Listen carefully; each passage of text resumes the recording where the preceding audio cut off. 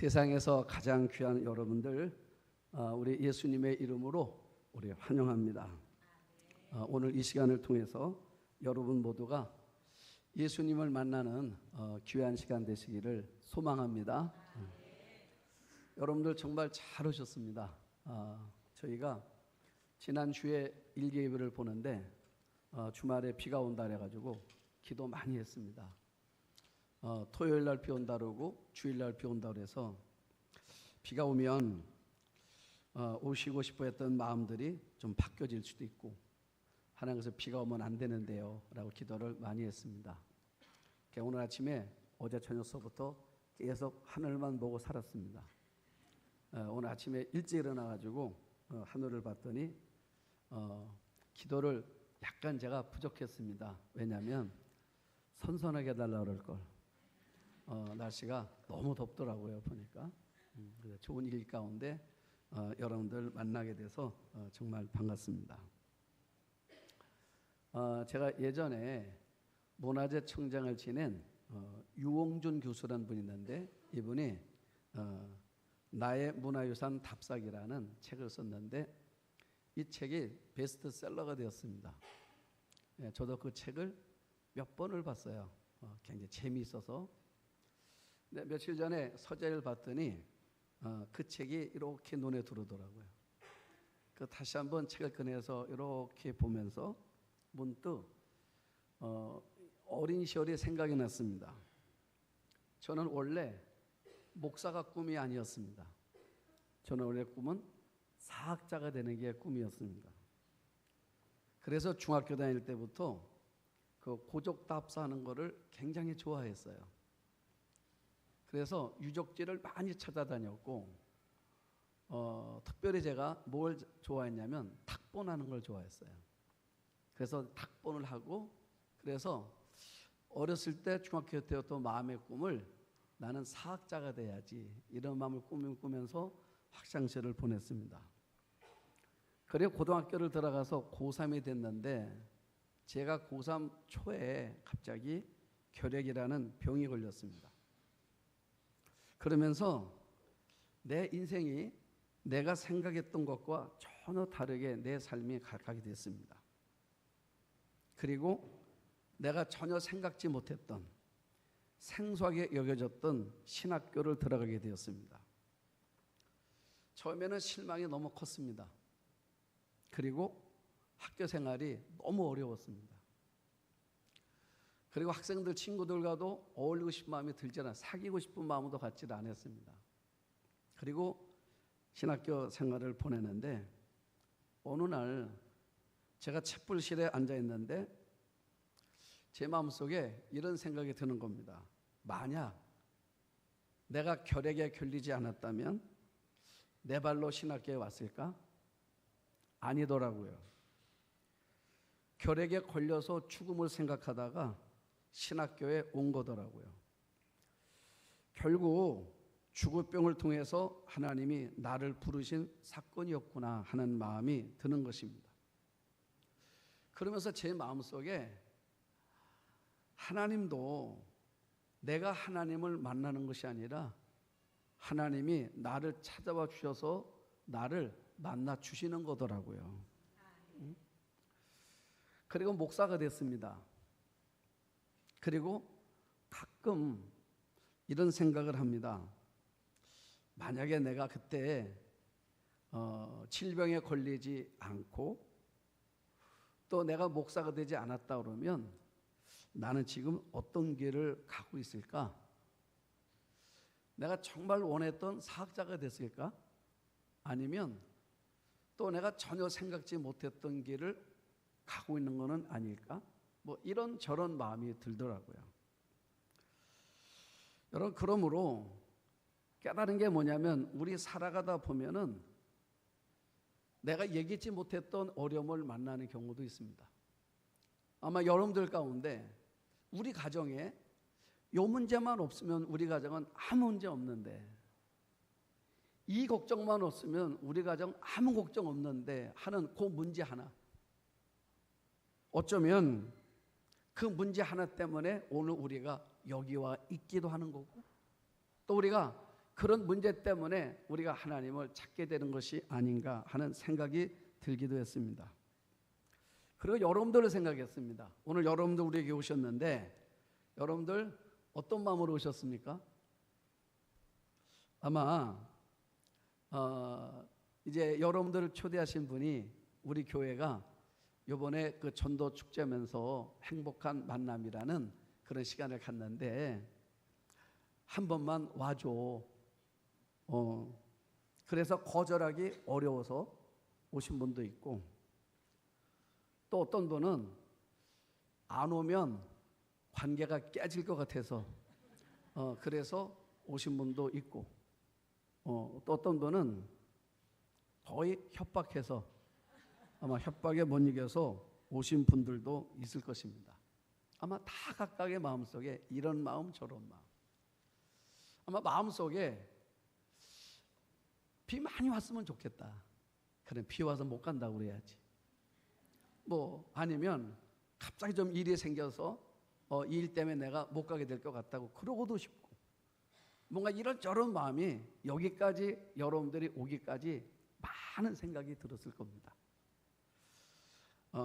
그런데 지나고 보면 깨닫는 게 뭐냐면, 여러분 그런 마음으로 우리가 왔다 할지라도 또 지나고 보면 또 여기에도 이런 내가 알지 못하는 또 하나님의, 우리가 말하는 하나님의 계획과 하나님의 섭리라는 게 이 속에 있었구나 하는 마음을 갖게 되더라는 것입니다.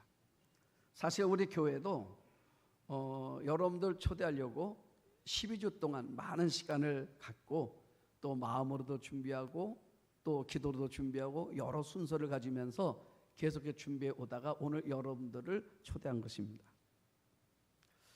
그래서 저는 여러분들에게 우리가 준비한 이런 여러 순서들이 여러분들도 우리와 함께하는 마음을 가졌으면 좋겠다 하는 생각을 갖습니다. 그러면서 오늘 말씀을 여러분들과 뭘 나눌까 사실 고민을 많이 했습니다. 어떤 말씀을 갖고 나눌까? 또 짧은 시간, 오늘은 설교를 좀 짧게 하려고 해서 짧게 하는 이 시간 속에 무엇을 하면 좋을까 생각하다가 오늘 이 본문이 생각이 났습니다. 예수님이 한 여인을 찾아가시는 이야기인데, 성경은 이 여인을 뭐라 말하냐면 두 가지 얘기는, 첫째는 사마리아 여자라고 그래요. 사마리아인이다. 그리고 두 번째로는 결혼을 6번 한 여자다, 이렇게 소개를 합니다. 자, 사마리아 여자다, 또 결혼을 6번을 한 여자다. 자, 이게 무슨 말이냐? 여러분, 당시 이스라엘 사람들은요 사마리아 사람들을 아주 싫어했어요. 심지어 뭐라 말하냐면 개보다도 못하다 여겼습니다.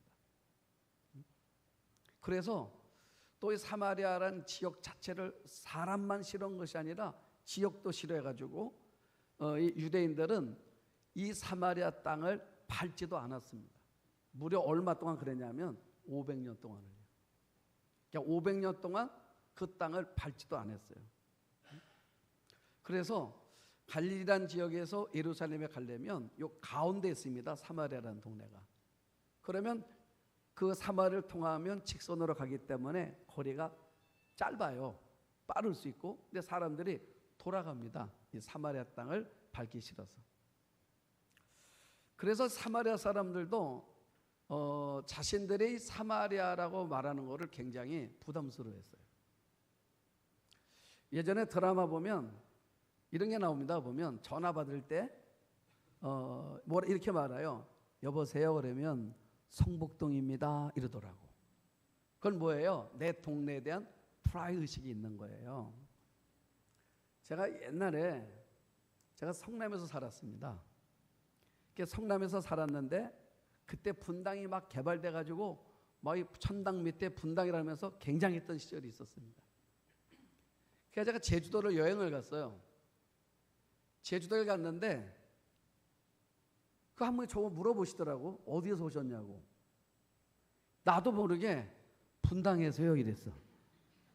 난 성남에서 사는데. 이렇게 말해놓고 나도 좀 그렇더라고. 자, 그러니까 지역에 대한 거, 이 사마리아 사람들은 자신들이 이 사마리아라는 것에 대해서 굉장히 마음이 어려웠어요. 자, 그럼 사마리아는 어떤 도시였느냐?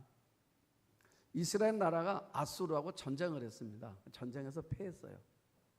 전쟁에서 지면서 많은 사람들이 아수르 나라로 포로로 끌려갔습니다. 근데 포로로 끌려갔는데 이 아수르란 나라가 이스라엘 가만히 보니까 이게 순혈 민족이고 민족성이 너무 강한 거예요. 이거를 좀 흐트리기 위해서 뭘 했냐면 다른 나라 사람들을 잡아다가 혼인을 시켰습니다. 민족성을 좀 말살시키려는 의도로다가 혼인을 시켰어요. 그 일들이 70년이 지났습니다.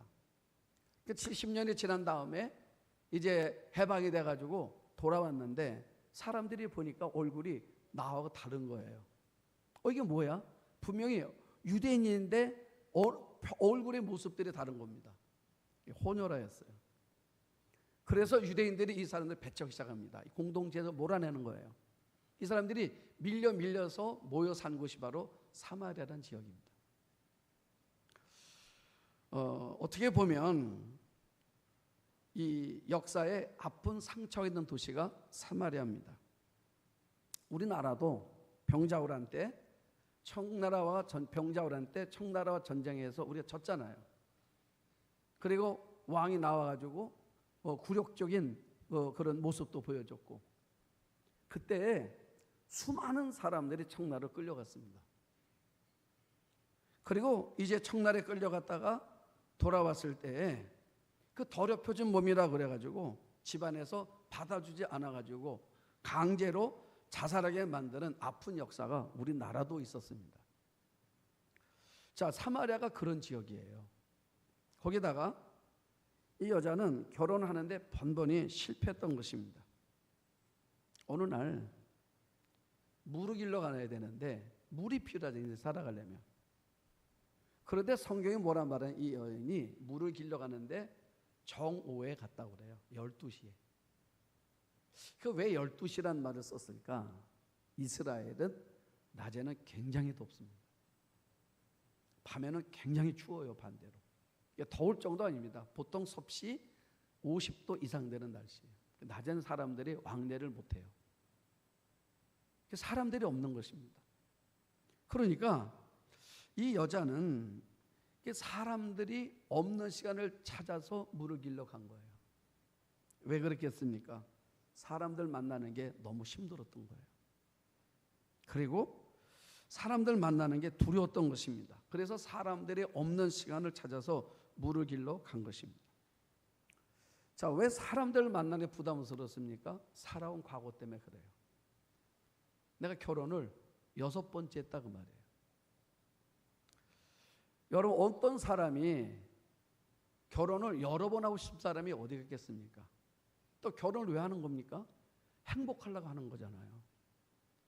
행복하려고 했는데, 그래서 이 사람 만나면 내가 행복할 거라 생각해서 결혼했는데 그렇지가 않은 거예요. 그래 헤어졌습니다. 또 이 사람이 괜찮겠지 했는데 또 아닌 거예요. 자, 그렇게 하다 보니까 어느덧 이 여자가 6번째 결혼을 하게 된 것입니다.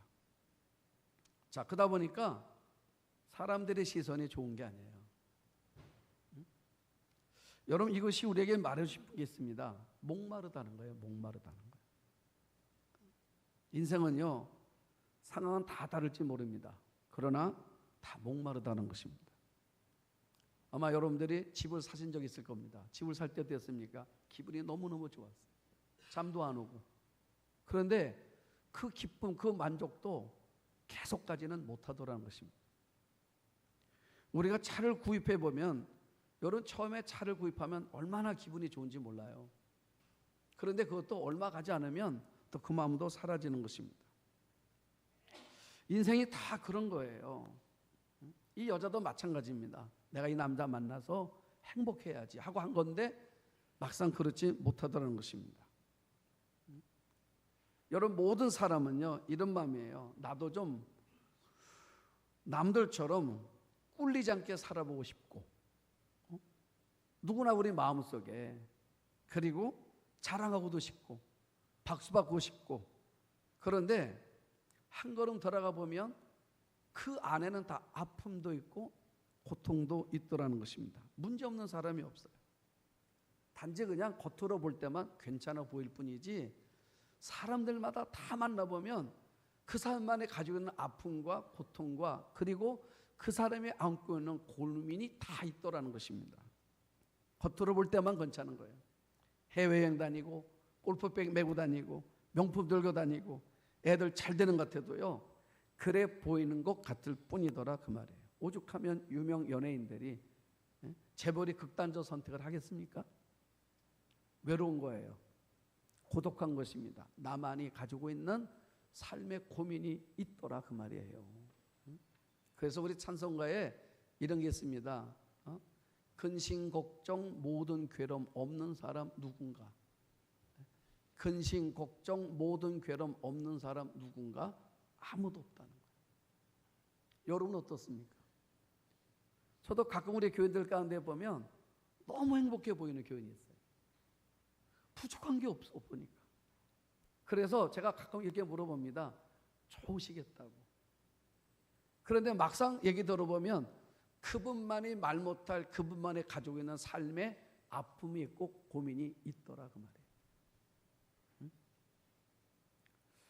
여러분 어떻습니까? 저 보실 때 여러분들이 저를 보실 때 저는 걱정, 근심, 염려 아무것도 없어 보이십니까? 고맙습니다. 그렇게 말해줘서.